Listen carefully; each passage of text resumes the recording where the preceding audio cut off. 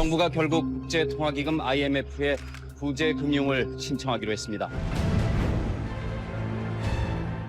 낯선 말들이 쏟아졌고 그 앞에 모두가 멈춰섰습니다.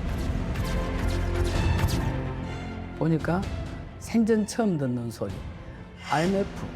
이게 무슨 소리지? 그럼 정부가 부도났다는 얘기는 모양인데. 말 그대로 천국에서 지옥으로 떨어지는 나락의 순간이었거든요. 아무것도 보이지 않았습니다. 저희 가족한테는 그냥 완전 날벼락이죠, 뭐. 이전의 생활과 다르게 완전 정말 박살이 났거든요. 외환 위기로 초래된 IMF 시대. 한국 전쟁 이래 최대의 국난을 맞이한 것이다. 모든 걸 바꿔놓은 국가적 경제 위기.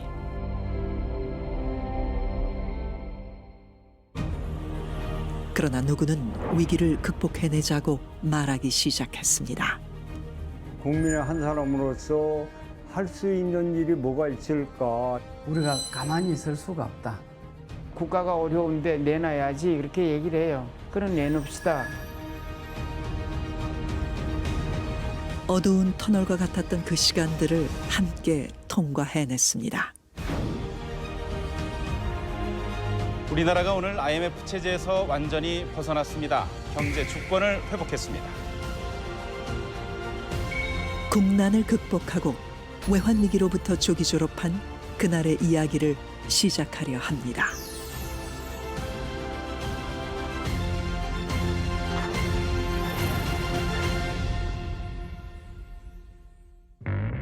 한강의 기적, 아시아의 호랑이. 우리나라는 5, 6년 만에 1인당 국민 소득이 2배씩 증가하는 놀라운 경제 성장을 이루었죠. 90년대 중반 한국은 잘 사는 나라로 불리기 시작합니다. 자동차 등록 대수가 1,000만 대를 넘어섰고 95년 이후에는 해외 여행객 수가 연간 450만 명을 돌파하는 등 통신 산업의 국제 경쟁력이 한층 강화되었다. OECD, 즉 경제개발협력기구에 가입했다. 우리는 드디어 세계 10번째 수출 대국으로 성장. 연간 수출액이 1,360억 불을 넘어섰다. 대한민국의 역사에서도 처음으로 구매력을 갖춘 중산층이 생겨나기 시작한 거죠. 그때부터 87년부터 IMF 이전까지 96년까지는 초호황, 계속 고속 성장을 할 때입니다. 우리는 계속 성장할 줄 알았죠. 1990년대 초반 한창 성장가도 위에 있었던 그 시절을 잠시 떠올려 보기로 했습니다. 해외 그때 그 근로자들 해외 많이 나갔잖아요. 3년 동안 갔다 왔죠, 제가. 돈이 조금 모아진 걸로 사업을 시작을 한 거죠. 굉장히 수입이 좋았죠, 그때 당시에는. 뭐 현금을 들고 찾아와가지고 이제 뭐 물건을 가져가고 그랬으니까 제가 연 매출이 한 60억 정도 됐죠, 그때 당시. 이제 건물도 좀 사고. 아무튼 이제 그런 식으로 해서 제가 돈을 많이 벌었죠. 그때는 뭐든지 다 잘 됐으니까. 1983년도에 상업계 고등학교를 졸업하고 공채로 입사를 하게 되었습니다. 꿈의 직장이었습니다. 그래서 물론 이제 첫 출근할 때 곤색 양복에 하얀 셔츠 그리고 빨간 넥타이를 메고 처음으로 이렇게 들어갔을 때는 정말 모든 세상을 다 얻은 것 같이 앞으로의 미래가 내 생애에 있어서 가장 편하게 살아가는 하나의 수단이 될 수 있을 것이라는 그런 큰 기대감이 있었습니다.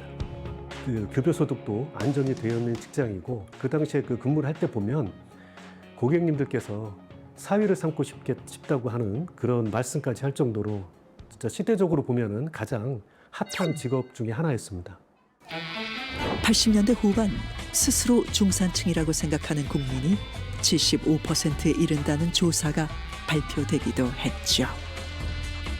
아버지 같은 경우에는 부동산 건설 사업을 하셨어요. 예전에 유행하던 그 갓그랜저 차가 있어요. 옛날 그랜저 차가 제일 좋은 차 중에 하나였는데 그거를 되게 정성스럽게 항상 청소하시던 모습 같은 게 좀 생각이 많이 나는 것 같아요. 그리고 엄마랑 저는 약간 문화생활을 즐기면서 항상 놀러 다니면서 연극이나 공연 같은 거, 그리고 영화 같은 거 되게 많이 보여주셨었고 좀 유복하게 생활을 하면서 뭐 당시에 어떤 유행했던 중산층적인 코드들이 좀 있었거든요. 콘도 회원권이 유행을 했어요. 그래서 방학 때마다 막 콘도를 빌려서 여행을 다녀요. 다 같이 어디 놀러 가면 항상 백화점에 가서 뭐를 한다든지 그런 식의 경험들이 좀 생각이 많이 나는 것 같아요. 네. 그런 호황기가 한순간에 멈췄습니다. 1997년 11월 갑자기 닥쳐온 외환 위기라는 현실. 연매출 60억을 올리던 공장에도 닥쳐왔습니다. 어느 날 갑자기 보험 한 건이 500만 원짜리가 부도가 딱 나더라고요. 저는 뭐 IMF가 뭔지도 몰랐어요. 전혀 뭐. 오직 일밖에 몰랐기 때문에. 그런데 그거 한 장 나오부터 계속 부도가 나는 거예요. 다니던 은행이 하루아침에 퇴출되는 현장을 봐야 했습니다.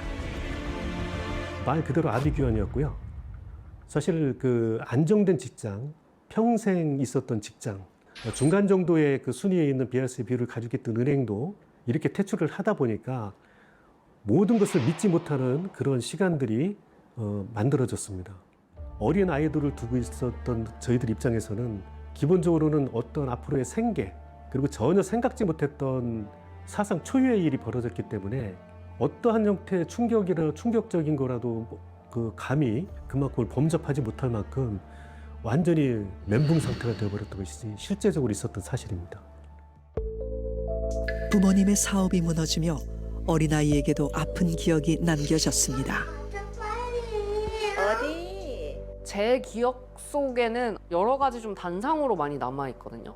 제가 집에 학교 끝나고 왔는데 그 밖에서 사람들이 막 문을 두드리는 소리가 들리고 나서 뭐 전기세가 어쩌고 저쩌고 뭐를 안 냈다, 관리비를 안 냈다 이런 얘기를 하는 소리가 들리고 경비 아저씨가 되게 안타까워 하시는 뭔가 탄식이 들리면서 갑자기 집에 전기가 다 나갔어요.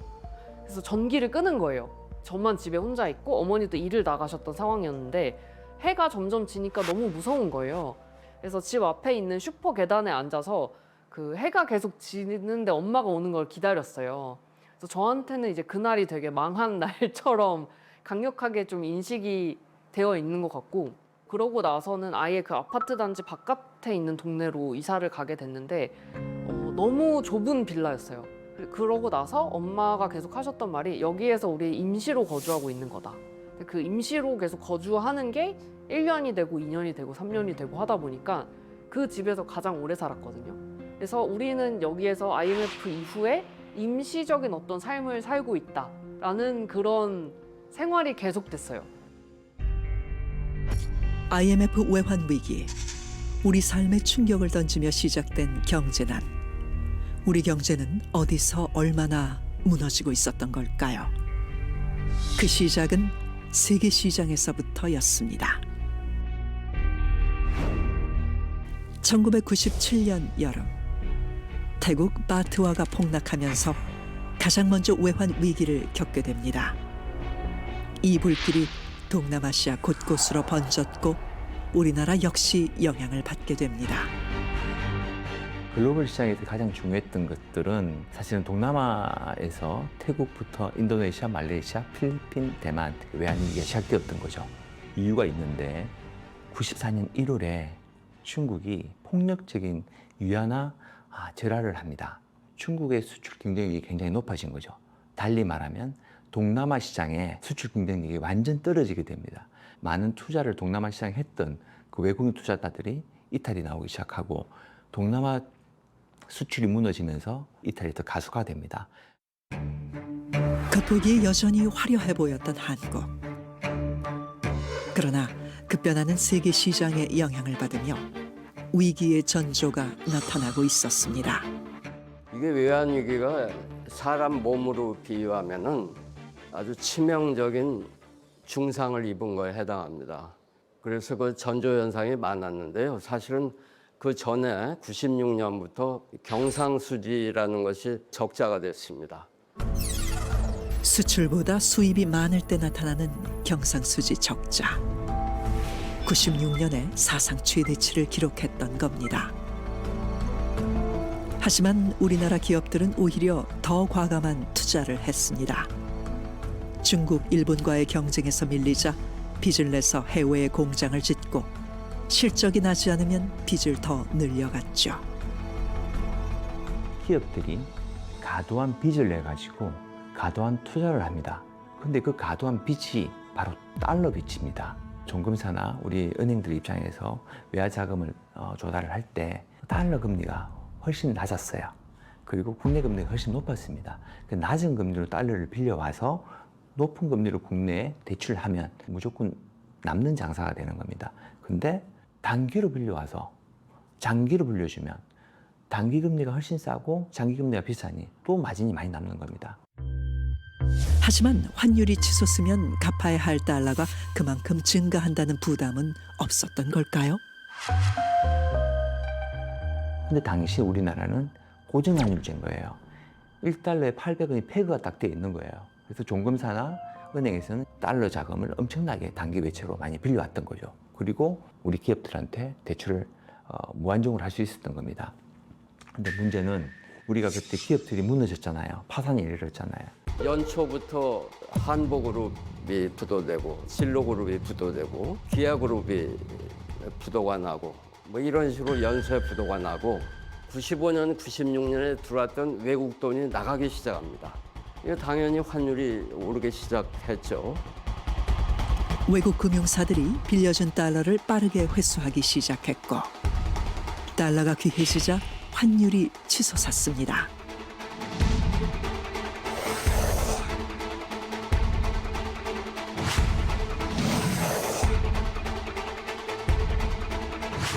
(97년 11월에) 이르자 800원을 유지해야 할 환율이 엄청나게 치솟았습니다. 정부가 환율을 억제해야만 했습니다. 그런데 1달러에 800원 팩으로 시켜놓으니 외환당국이 나서게 된 거죠. 외환당국이 가지고 있던 외환보유고를 던지게 됩니다. 그러면서 이제 우리 외환보유고가 사실 바닥이 나기 시작하거든요. 이건 할 수가 없다. 외환보유액이 바닥이 나서 국가 부도가 나겠다. 기아나 한보나 그 기업이 부도나는 것처럼 국가가 외환보유액이 충분하지 않으면 그날 돌아오는 외채를 만기가 돌아오는 걸 갚지 못하면 그냥 부도가 나는 겁니다. 97년부터 98년 4월달 이 정도 수준까지 보면 외환보유고 소진된 게 한 185억 달러, 외환당국이 환율을 지키기 위해서 썼던 돈이 185억 달러에 달합니다. IMF로부터 구제금융을 신청할 수밖에 없는 그런 환경에 놓일 수밖에 없었죠. 1997년 11월 21일 밤 정부는 국민 앞에 발표를 합니다. 국제통화기금의 유동성 조절 자금을 지원해 줄 것을 요청하기로 결정하였습니다. 근데 거기에도 구멍이 있었어요. 이제 IMF가 당신네 외환 보유액이 얼마냐 하니까 실제 하는 장부에 있는 거하고 다르게 훨씬 적게 나오더라 이거예요. 정부는 뭐 11월 초만 해도 300억 불이다 이랬는데 11월 말에 쓸 수 있는 기준으로 하면 100억 불도 안 됐어요. IMF가 한 얘기가 나중에 협정문에 키워드가 뭐냐면 투명성이 부족하다 이 나라는 대한민국은.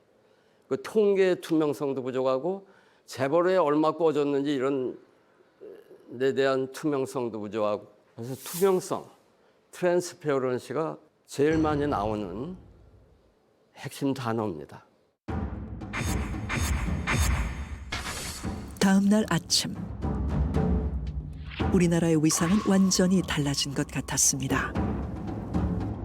이 상황에 대해서 대통령이 직접 설명하는 담화문. 대통령의 사과로 시작됐습니다. 대통령으로서 국민 여러분에게 참으로 송구스러울 뿐입니다. 우리 경제는 그동안 비교적 순탄하고 빠른 성장 과정을 걸어왔지만 이와 같은 고도 성장 그 자체가 우리 경제의 구조적 문제를 잉태하게 되었습니다.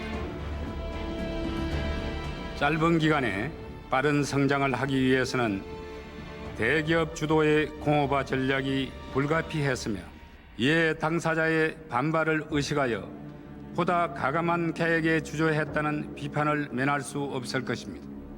우리 모두가 다시 한번 허리띠를 졸라매고 고통을 분담하여 위기 극복에 나서야 할 때입니다. 그로부터 약 2주간 IMF 측의 금융 지원을 받기 위한 협상이 진행됩니다. IMF의 판단에 따라 지원액과 그 절차가 정해지는 것이죠. IMF 측에서 이제 마지막 협상을 한 2주 정도, 열흘 내지 2주 정도 하는데 중병 환자가 응급실에 왔는데 의사가 그 중병 환자를 진단할 수도 없는 거예요. 어떤 원인에 의해서 얼마나 골절이 생기고 피가 안 도는지, 이게 IMF가 위기를 초래한 것도 아니고 그건 종합병원 의사처럼 중병 환자가 왔는데 진단할 틈도 없이 부랴부랴 처방을 내린 게 IMF라고요. 97년 12월 3일 우리 정부는 IMF가 제시한 모든 조건들을 받아들이기로 하고 1차 합의를 합니다.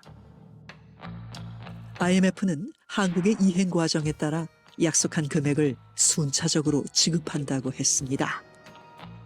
한국을 완전히 믿지 못한다는 뜻이었죠. 그런 입장은 또 다른 조건에서도 읽을 수 있었습니다. 당신은 대통령 선거를 코앞에 두고 있었던 시점. 이때 IMF가 요구한 각서가 있었습니다.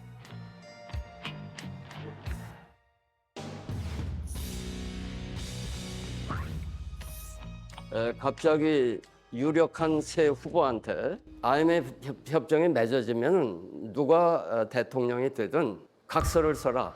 협정내로 성실하게 이행하겠다는.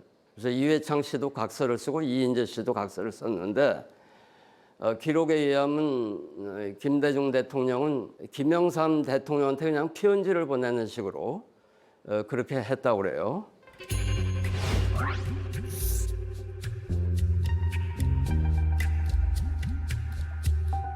역지사지에서 제가 채권자라면, 제가 IMF라면 도로 받을 수 있을까? IMF 경험으로는 라틴 아메리카는 여러 번 외환 위기가 일어나지고 여러 번 했는데 제대로 못 받은 적이 많거든요. 제대로 보장을 받아야겠는데 우리가 그전 같으면 계속 집권당에서 당선이 되는데 이번에는 야당이 처음으로 당선될 것 같다는 그 가능성이 높으니까 그건 IMF 측도 알 수 있죠. 12월 18일 새로운 대통령의 탄생에 환호하던 순간도 잠시 위기는 계속되고 있었습니다. 12월 3일 날 전체로 350억 불을 이제 구제금융을 주겠다 했는데도 불구하고 2주일 사이에 환율이 또 몇백 원 올라서 1,500원대까지 가는 거예요. 근데 DJ는 당선자지 취임하려면 2달이 남았잖아요. 그래서 부랴부랴 클린턴 대통령한테 전화를 해요. 2차 구제금융, 크리스마스 날 발표된 2차 구제금융은 미국을 비롯한 선진국 G7들이 전부 지원해 주겠다. 그게 2차 구제금융의 주요 내용입니다. 그리고 자기들이 시중은행에 얘기를 해서 단기부채 만기 연장되는 거를 좀 쉽게 되도록 설득을 하겠다. 실제로 미국에 이제 경제사절단을 보내고 당선자로서 외교를 활발하게 했다고요. 최악을 면한 거죠. 국가부도라는 최악의 사태는 막았습니다. 하지만 IMF의 조건들을 직접 감당해야 했던 국민들의 현실은 달랐습니다. 조건들은 정말 강도가 높았고 가혹하게 이를 데 없었습니다. IMF는 긴축 정책과 고금리, 기업의 구조조정, 금융시장의 정비, 노동유연화, 그리고 시장 개방을 요구했습니다. 고금리 정책이 가지다 준 폐해는 이루 말할 수 없었습니다. 당시 가게나 기업이나 모두 빚이 많았거든요. 이 고금리 정책이란 말은 그 빚에 대한 이자 비용이 엄청났다는 거예요. 그래서 자영업자 같은 경우에는 고금리에 대한 이자 비용을 감당하지 못해가지고 문을 닫는 경우가 허다했고요. 긴축 정책을 요구를 했는데요. 재정 정책을 못 펴게 한 겁니다. 근데 사실 우리가 그 당시만 해도 초성장기에 있었기 때문에 복지 시스템이, 그러니까 사회 안전망이 굉장히 미비했어요. 그런데도 불구하고 대량 실직이 발생했으니 제대로 그들의 삶을 보살필 수가 없었던 거예요. 우리 서민들이 아주 굉장한 삶의 고통에서 아주 장기간 동안 방치될 수밖에 없었던 그런 상황에 놓였던 거죠. 그 속에서 출범한 새로운 정부. 당선 2개월 후 대통령 취임식이 열린 날. 대통령의 자리는 누구보다 이 위기의 무거움을 잘 알고 있는 자리였습니다. 우리에게 6.25 이후 최대의 국난이라고 할 수 있는 외환 위기가 닥쳐왔습니다. 잘못하다가는 나라가 파산할지도 모르는 위기에 우리는 당면에 있는 것입니다. 올 한 해 동안 물가는 오르고 실업자는 늘어날 것입니다. 소득은 떨어지고 기업부터사는 속출할 것입니다. 우리 모두는 지금 땀과 눈물과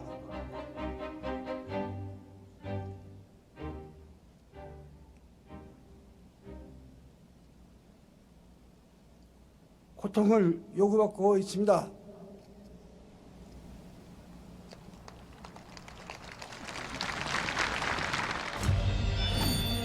말 그대로 IMF 한파로 시작된 1998년.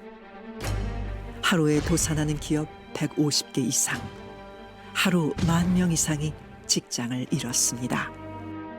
전국의 부도업체 수는 사상 최대치인 3,300여 개 기업이 도산했고 실업자 수도 지난 2월에 이미 120만 명을 넘어섰습니다. 부도를 막지 못해 도산한 사업가, 일자리를 잃고 절망한 직장인, 생존을 위해 버텼지만 끝내 지키지 못한 것들이 많았습니다. 완전히 건물까지 넘어가고 이런 거는 아마 98년도 중순쯤이나 되지 않을까 그런 생각하는 거예요. 말로 표현을 할 수가 없었죠, 실질적으로. 내가 왜 이렇게 됐지? 솔직히 제가 잠자다가도, 지금도 그럴 때가 있어요. 잠자다가도 그냥 확 일어나요. 벌떡벌떡 일어날 때가 한두 번이 아니죠. 그리고 이제 그때 당시에는 너무 막 여기서 부도가 나니까 부도 맞은 사람들이 완전히 아주 인간 이하로 변한 거예요. 악랄하게 하는 거죠. 네, 엄청나게 악랄하게 했죠. 돈을 받으려고, 자기가 살기 위해서. 부실금융 회사는 IMF 합의문에 포함된 조건. 하지만 현실이 될 줄은 몰랐습니다. 은행이 퇴출된다는 그 자체가 사상 초유의 일이었었고 전 직원의 퇴직금을 계산을 해본 역사가 없습니다. 저희들도 1,470명이나 되는 이 사람들의 퇴직급여 작업을 하려다 보니까 좀 더 지연이 됐었습니다. 그러다 보니까 급여를 받지도 못했고 퇴직금도 받지 못하다 보니까 그 중간에 있어서의 생활들은 굉장히 어려웠던 시절이었습니다. 집에 있다 보니까 우리 아이들이 그 가정통신문을 아이가 가져왔더라고요. 보니까 급식 무료 신청서였었어요. 그때 거기 보니까 아빠가 근무했던 은행명, 뭐 직위, 성명, 뭐 이런 것들을 또 기재하게 돼 있었어요. 아이가 막 울면서 그걸 가져오더라고요. 그러면서 이제 주변의 아이들이 니네 아빠 은행 망했다며 그러고서 놀리더랍니다. 아빠가 충분히 너희들 밥 먹을 거 이런 것들은 전부 챙길 수 있으니까 그런 거에 개의치 말고 그냥 너는 공부만 지금 그냥 해라. 이렇게 하기도 좀 했었고요. 일반적으로 취업을 해서 정상적으로 있는 분들이 사실은 손꼽았습니다. 말 그대로 비참한 생활을 했던 시기였습니다. 절망으로 쓰러진 수많은 사람들. 하지만 다시 삶을 꾸려가야 했습니다.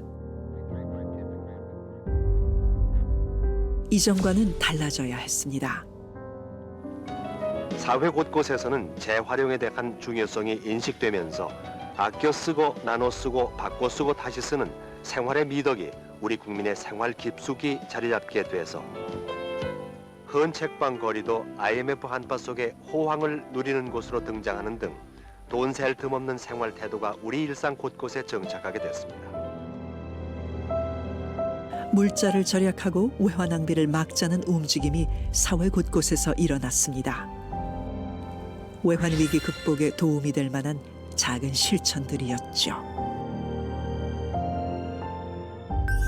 그리고 더 적극적인 행동으로 위기 극복에 나선 이들도 있었습니다.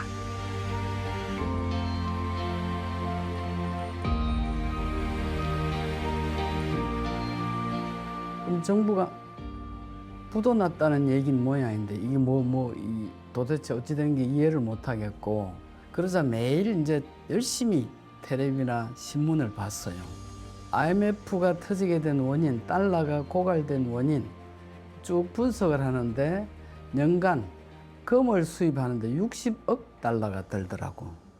모든 공업용 쪽에 기계에도 많이 들어간다는 걸 그때 처음 알았어요. 그 당시 우리 사회 분위기가 애기 돌반지가 많이 있었어요. 그리고 뭐 행사하면 부상으로 행운의 열쇠를 줬어요. 그래서 금반지 하나로 나라 경제 살립시다. 그 구호를 딱 만들어 가지고 이 사업을 한번 해보자. 그랬더니 모두 깜짝 놀래요. 과연 그걸 개인이 흔쾌히 내겠는가? 그래도 한번 해보자. 새마을 부녀회 중앙회 회장을 맡고 있었던 당시 전국 각지에서 활동하고 있는 회원들에게 홍보를 하기 시작했습니다. 일명 애국 가락지 모으기 운동. 사회 분위기가 막 부도가 나고 막 계속 안 좋은 보도들이 나니까 급박한 거죠. 전국 순회를 하면서 사업 설명회를 합니다. 시도회장님들한테 전화를 막 하고 전국에다 알리는 거예요. 근데 그분들이 맞다. 이번 기회에 우리 새마을 부녀회가 나라를 한번 살려보자. 나라가 망하는데 개인 잘 살면 뭐해? 그런 공동체 의식이 굉장히 많았어요. 우려했던 것과 달리 전국적인 호응을 확인할 수 있었습니다. 그리고 이것을 좀 더 확대해서 집집마다 가지고 있는 금을 모아보기로 했죠.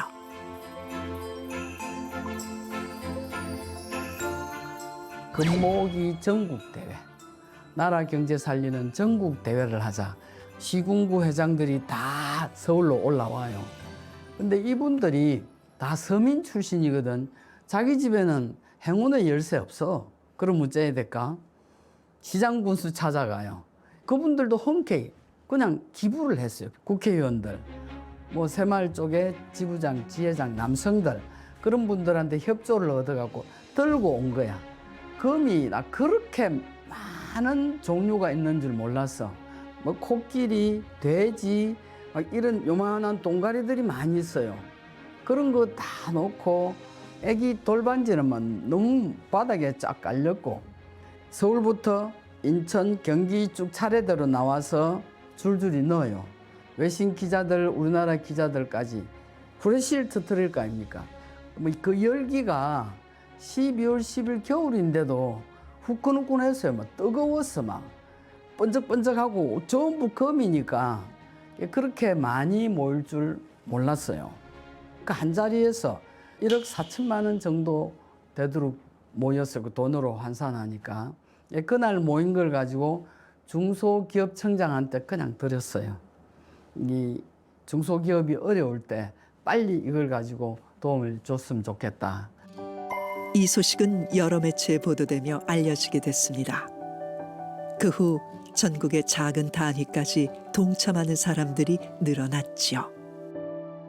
대회는 시군 단위까지 하고 이게 읍면동담회 리통까지 그렇게 해가지고 IMF 극복될 때까지 계속 해야 된다.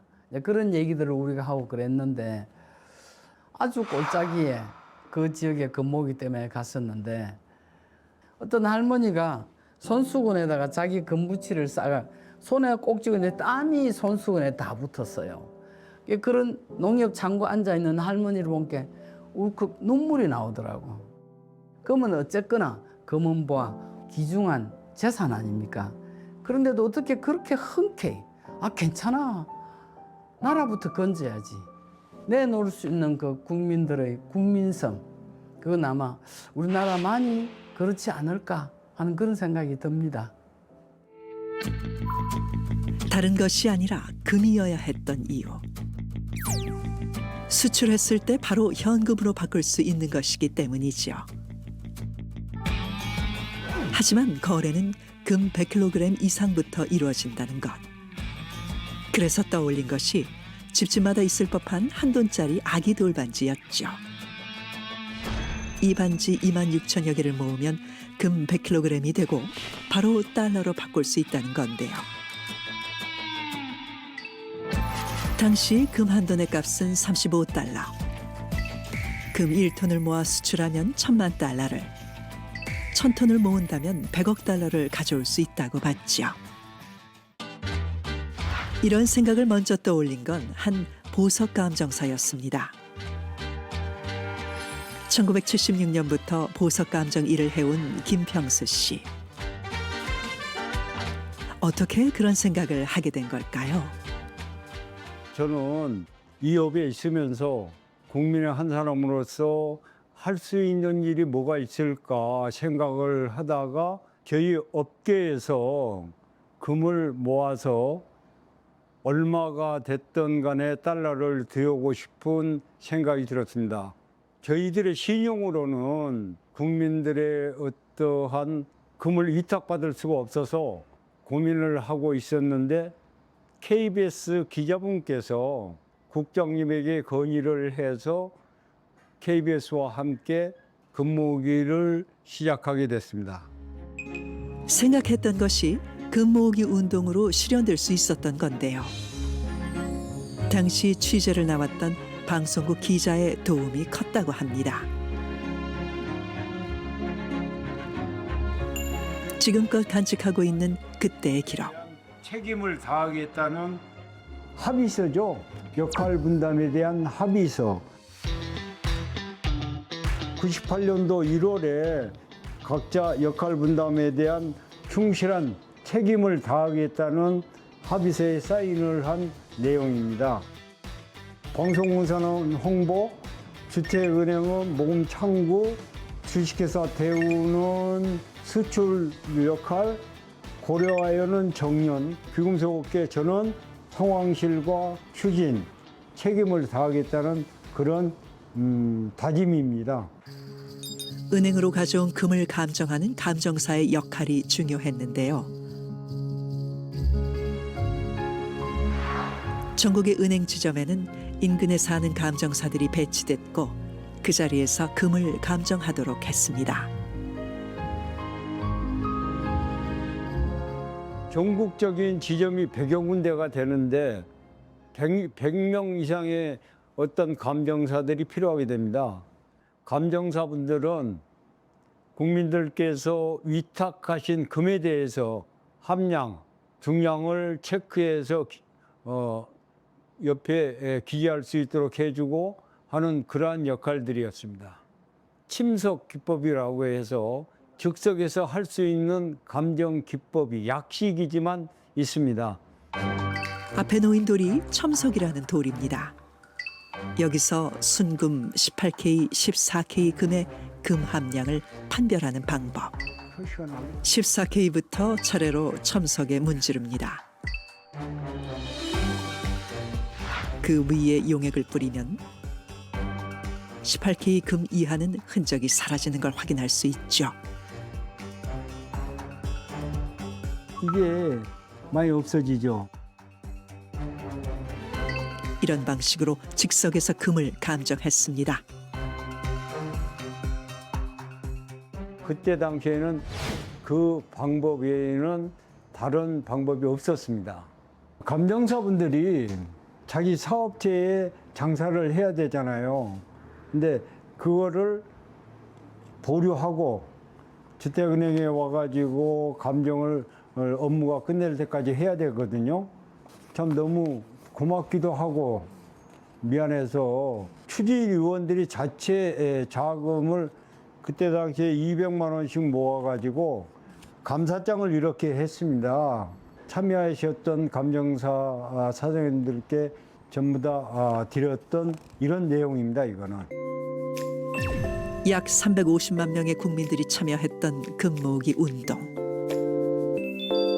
온 국민의 마음이 단단하게 한데 모였습니다. 저희 아들한테 저희 집 가보로 물려주려고 기 보관하고 있었거든요. 한자리대 받은 돌반지 가지러 왔어요.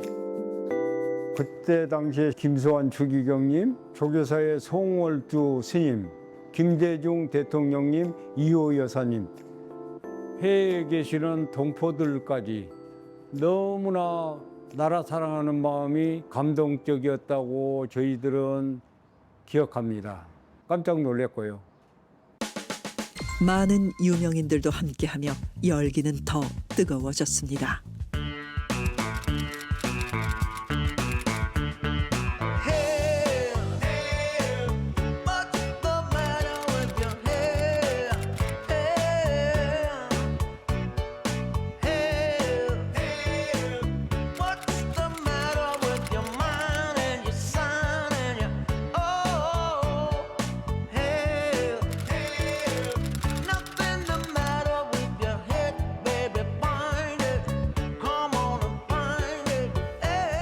TV를 본 해외 동포들도 동참하기 시작했습니다.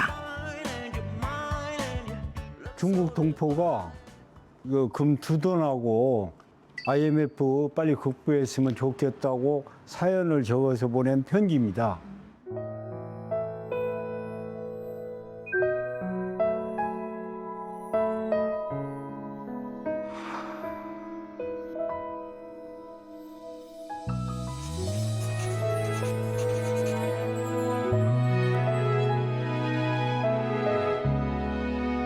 참 가슴 뭉클했습니다. 해외에서도 위성 방송을 보고 금모으기를 보고 참 빨리 극복했으면 좋겠다는 이런 성의가 있다는 게 너무 감격스러웠던 그런 내용입니다.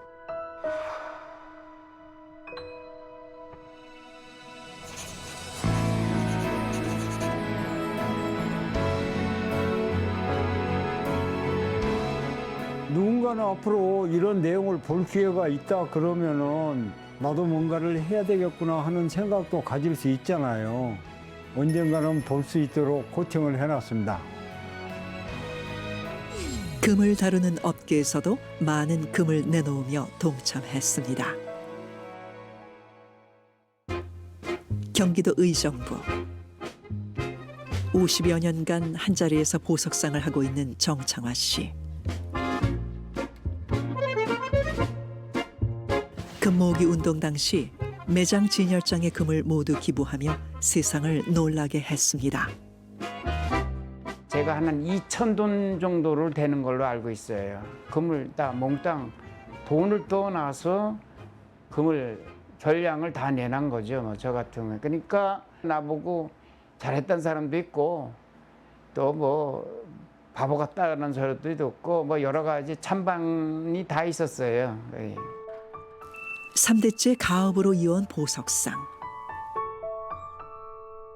바쁘세요? 실향민이었기에 자리를 잡는 것이 쉽지만은 않았습니다.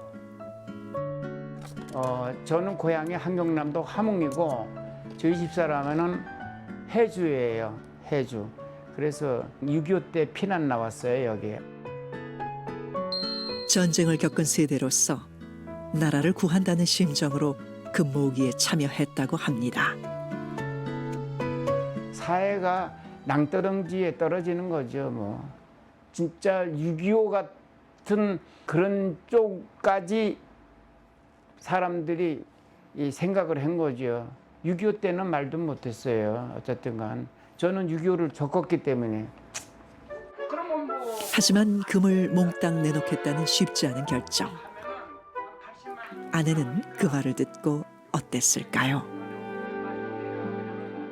생각을 했죠. 본업인데 근데 이제 애들 교육도 아직 남아 있었고 그래서 망설이다가 그날은 대답을 못했어요.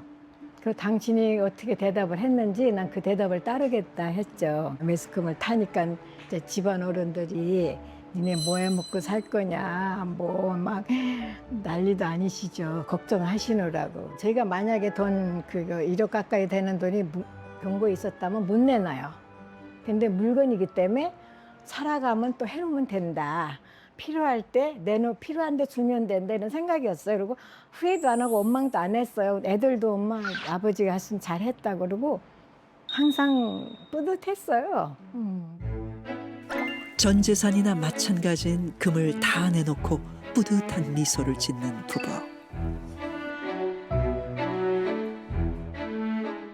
의정부 시민으로서 금을 많이 이렇게 내놨다고 감사패를 저를 줬어요. 직원들 다 모인 가운데서 제가 강당에 올라갔거든요. 그런 데서 이거를 저를 줬어요. 그래서 감사하다고 생각을 했죠. 온 국민에게 큰 감동을 전해준 부부. 금 모으기 운동을 지켜보는 것 자체로 큰 기쁨이었다고 합니다. 근데 너무 기쁘더라고요. 모두 동네 엄마들이 줄을 서서 다 웃는 얼굴이에요. 다 일심동체로 너무 좋게 하는 기분이었어요. 너무 좋더라고요. 엄마들이 다 건금절약해서 금 한 돈이라도 해놓은 거잖아요. 진짜 이 서민들은 한 돈, 두 돈 뭐 기념으로 받은 거 다 이렇게 쌓아놨던 거 아낌없이 와서 다 내놓으면서 기쁜 얼굴로들 너무 좋았어요, 저희 그때. 그래서 우리나라는 발전할 것이다 하는 마음이 들었죠. 네. 3개월 만에 금 270톤 이상이 모였습니다. 약 1조 7천억에 달하는 금액. 이 돈은 외채를 갚는 데 직접적으로 사용됐습니다. 서민들이 가장 고통스러웠는데 그러면서 서민들은 목숨과도 마찬가지인 금을 내놓고 그렇게 나라를 살리기 위해서 애를 썼는데 그러면 실제로 보면 국가 부도 위기를 벗어나죠. 세계사에서 유례를 찾아볼 수 없는 부분이고 아마 다른 나라 같았으면 많은 국민들이 사실은 실직에 내몰리고 가정이 해체되고 그랬으면 금모으기 운동이 아니라 아마 폭동이 일어났을 겁니다. 그런데 우리나라는 완전 정반대의 모습으로 국난을 극복하는 모습을 보여준 거죠. 그러면서 사실은 세계 언론들 그리고 또 세계 경제 기구들이 우리나라를 달리 보게 되는 계기가 됩니다. 이 무렵 정부는 또다시 외채 협상을 위해 뉴욕으로 협상단을 보냈습니다. 외채를 빌릴 수 있을까를 염려했지만 결과는 성공. 금 모으기 운동이 영향을 미쳤던 겁니다. 외채 협상을 갔다 와서 성공리에 마무리 지었다는 뉴스를 접하게 됩니다. 민간 자발주도로 우리 국민들이 금을 모아서 이렇게 수출하는 거 봐. 절대 우리는 다시 일어설 수 있고 돈을 빌려주는 분들한테 피해 끼치지 않을 것이다. 그래서 성공을 했다고 합니다. 금 모으기 때문에. 아주 막대한 영향을 줬습니다. 외국의 민간 금융기관들, 우리나라에 꾸어준 금융기관들이 만기 연장을 해줄까 말까 할 때 이런 금 모으기 운동 뉴스를 보면은 뉴스가 국내만 난 게 아니라 이게 신기하기 때문에 외국 주요 언론에도 나왔으니까 그러면은 이건 뭐 틀림없이 만기 연장해도 이걸 꾸어준 돈을 갚겠구나 이렇게 되니까 입체적인 다각적인 효과가 있었다 이렇게 저는 생각을 합니다.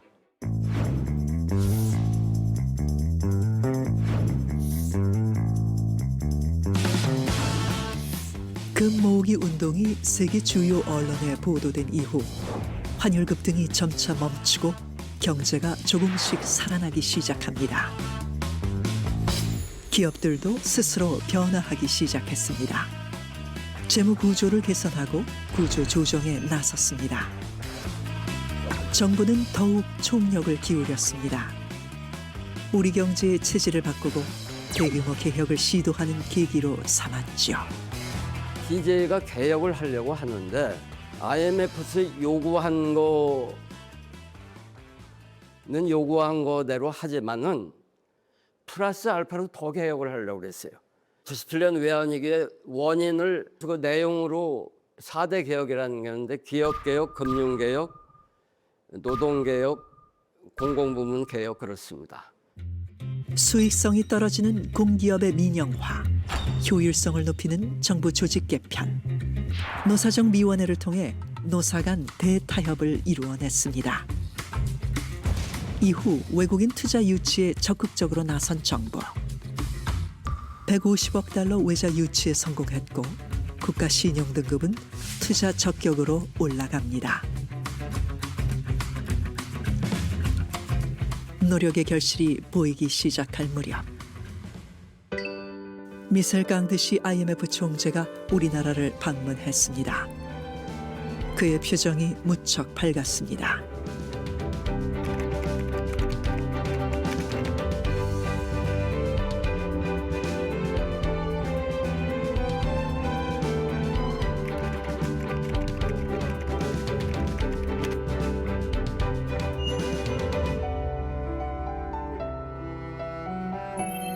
이때의 기대감으로 우리는 IMF 조기 졸업이라는 표현을 쓰기 시작했습니다. 당시 우리 산업이 조선, 특히 반도체, 그다음에 자동차, 철강 이런 부분에서 우리가 기본적인 기술 경쟁력을 보유하고 있었고요. 얼마든지 시장만 좋아지면 수출을 늘릴 수 있는 환경이 돼 있었죠. 근데 중요한 건 또 미국이 그 당시에 금리 인하를 합니다. 그러면서 사실 우리도 금리 인하를 할 수 있는 배경이 만들어졌거든요. 이게 금리를 낮추면서 경기 회복을 할 수 있는 그런 어떤 계기가 된 것입니다. 그러면서 사실은 우리가 빠르게 수출을 회복하고 그 내수가 살아나고 경기가 회복하면서 우리가 IMF 당시에 경제 성장률이 마이너스 5%까지 떨어졌으니까 그 이후에 다시 이제 10%까지 튀었거든요. 또 수입이 굉장히 감소하면서 또 수출은 증가하면서 2001년 8월에는 우리가 조기 졸업할 수 있는 여건이 마련된 겁니다. 네. 마침내 찾아온 그날. 지난 97년 IMF로부터 차입한 144억 1,250만 달러 중 상환하지 않은 1억 1,118만 달러를 모두 갚았습니다. IMF 체제가 완전히 끝난 순간이었습니다. 한국은행은 전철한 총재의 결재를 근거로 곧바로 IMF에 텔렉스를 보내 IMF가 지정한 은행들의 외환을 입금하고 입금 사실을 통지했습니다. 우리나라의 외환 보유액은 지난 97년 당시 39억 달러에 불과했으나 이날 현재 990억 달러에 육박하며 세계 5위에 올라 있습니다. 97년 외환 위기 이후 3년 8개월 만이었습니다. 계획보다 3년 앞당겨 경제 주권을 회복한 것입니다.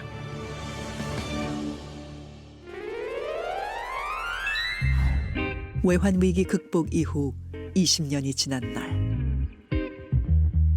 외환 위기가 지나간 자리를 되돌아보았습니다. 우리나라가 국제통화기금에 구제금융을 요청한 지 오늘로 꼭 20년이 됐습니다. IMF 위기를 불러왔던 대외 건전성은 눈에 띄게 호전됐습니다. 외환 보유액은 18배 늘어 세계에서 9번째로 많습니다. 수치로는 괄목할 만한 성장을 이뤘지만 서민들의 삶은 더 팍팍해졌습니다. 빈부격차와 실업, 비정규직 양산 등 외환 위기가 남긴 내부 모순이 사회 곳곳에 실타래처럼 얽혀있는 상황입니다. 외환 위기라는 폭풍은 지나갔지만 우리 삶 속엔 여전히 남은 이야기가 있습니다. 다큐멘터리 영화를 제작하는 마민지 감독. IMF 외환 위기를 겪은 가족의 이야기를 다룬 첫 장편 다큐멘터리가 많은 주목을 받았습니다.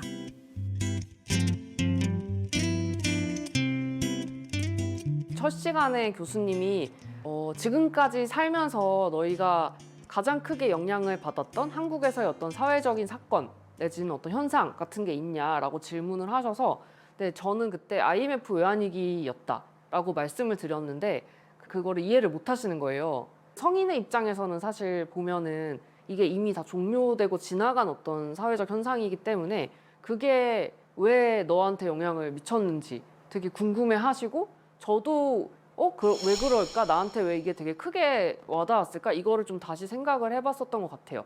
근데 저한테는 청소년 시기에 겪었었던 어떤 IMF 외환위기 이후의 여파 같은 것들을 설명해주는 사람도 없고 이야기를 나눌 사람도 없고 제가 스스로 언어화가 되지도 않았었기 때문에 그게 감정적으로 되게 큰 약간 응어리처럼 안에 가지고 있었거든요. IMF 외환위기가 나한테는 제일 큰 사건이다 라고 생각을 하고 있었고 바로 그렇게 좀 얘기를 했었던 것 같아요. 외환 위기를 기점으로 전과 후가 교차되는 영상 속에서 조금씩 서로를 이해해가는 가족들. 저희 어머니께서 1년에 테이프 하나씩 찍어서 20살 될 때까지 영상을 찍어서 선물로 줘야지 이렇게 생각을 하셨더라고요. 근데 그게 이제 마지막으로 촬영이 됐었던 게 IMF 외환위기로 날짜가 찍혀 있고 그 이후에는 촬영을 못 하신 것 같아요. 말해야지. 사랑해. 어머니가 돌아가신 후 유품으로 남은 자개장롱. 특별한 의미로 간직하고 있습니다. 그 자개장이 지금 한 세트만 있는데 원래 이게 3개 장이거든요. 다 버리기는 너무 아깝고 어머니가 되게 아끼시던 자개장이어서 한 30년 넘은 것 같아요. 그리고 안에는 그 가족 그 관련된 것들만 다 넣어놨거든요. 어머니가 찍어주셨던 사진 앨범 전부 다 사진 앨범이고 막 일기장 모아주신 거 막 이런 것들을 다 넣어놨어요. 언젠가는 그래서 좀 보지 않을까.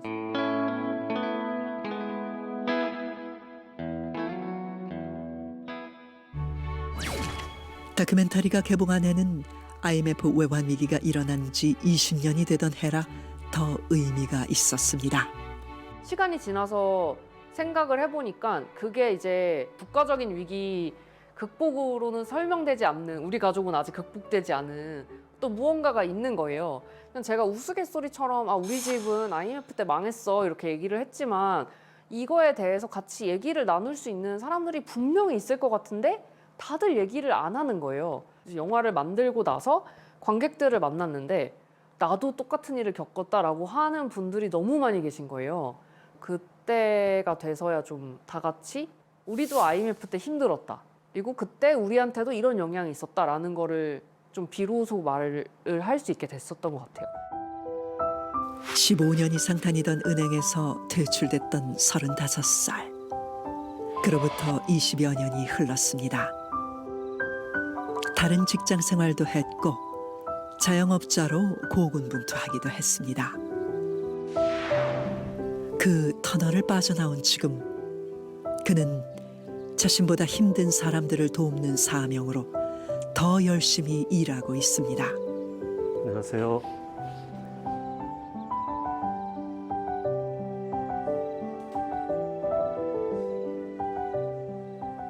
금융 재무에 대한 강의를 하는 금융 강사로 지금 시간에 맞춰서 이렇게 강의를 하고 있는 것이고요. 폐업한 소상공인들의 채무 조정을 돕는 프로그램. 금융 전문가로 재취업한 후 그가 직접 만든 프로그램입니다. 지난해 퇴직을 한 후 이 강의에 더욱 열정을 쏟고 있습니다. 그분들께 교육과 컨설팅을 무료로 제공을 하고 바로 자금 지원을 해드립니다. 그리고 창업을 하시면 사후관리까지 진행을 해주는 프로그램입니다. 제도를 만들고 정책을 만들었던 것도 제가 직접적으로 아픔을 겪으면서 실질적으로 소상공인이 되어봤고 금융의 모든 분야를 경험을 하면서 겪었던 일들이 거기서 갖춰진 역량들이 있기 때문에 그분들이 굉장히 갈급한다는 것을 알고 있습니다. 그래서 시간이 끝나면 항상 여러분들께 상담도 해드리기도 하고 실질적으로 그 효과가 좋아서 감사 인사는 물론이고 저한테 문자 메시지를 보내서 다시 살겠다고 하는 분들도 계십니다. 그리고 상담하는 과정에 보면 살려주세요 또는 도와주세요 하시면서 눈물을 흘리시는 분들이 굉장히 많습니다. IMF 외환 위기 당시 그 또한 경험했던 고통입니다. 힘들었던 만큼 극복해온 경험을 함께 나누고자 합니다. 그 어려웠던 순간, 또 힘들어서 포기하고 싶었던 순간도 많이 있었습니다. 조금 더 뒤에 어렵게 가려진 그런 분들을 위해서 제가 가지고 있었던 모든 경험, 역량, 업무 지식 이런 것을 통해서 마지막으로 베푸는 것이 제 인생에 큰 의미 있다고 생각을 해서 앞으로도 그분들을 위해서 최선을 다하는 노력을 할 것입니다. 국가적 재난이라 불리며 닥쳐온 외환 위기. 국가 부도의 문턱까지 간 그때 우리 국민은 많은 고통을 감내해야 했습니다. 그 속에서 다시 하나가 되어 위기를 극복해내고 새로운 역사를 썼습니다.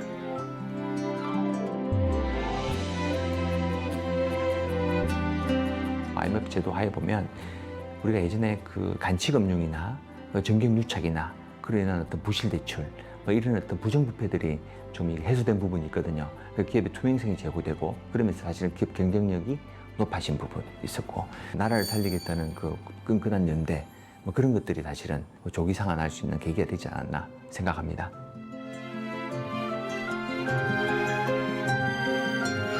험난한 경제 위기를 극복해낸 우리의 역사. 지난 위기로부터 배운 교훈은 더 튼튼한 경제 시스템을 만들고 어떤 위기에도 쓰러지지 않도록 대비하는 것입니다. 그렇게 우리 경제는 한 걸음 더 나아가고 있습니다.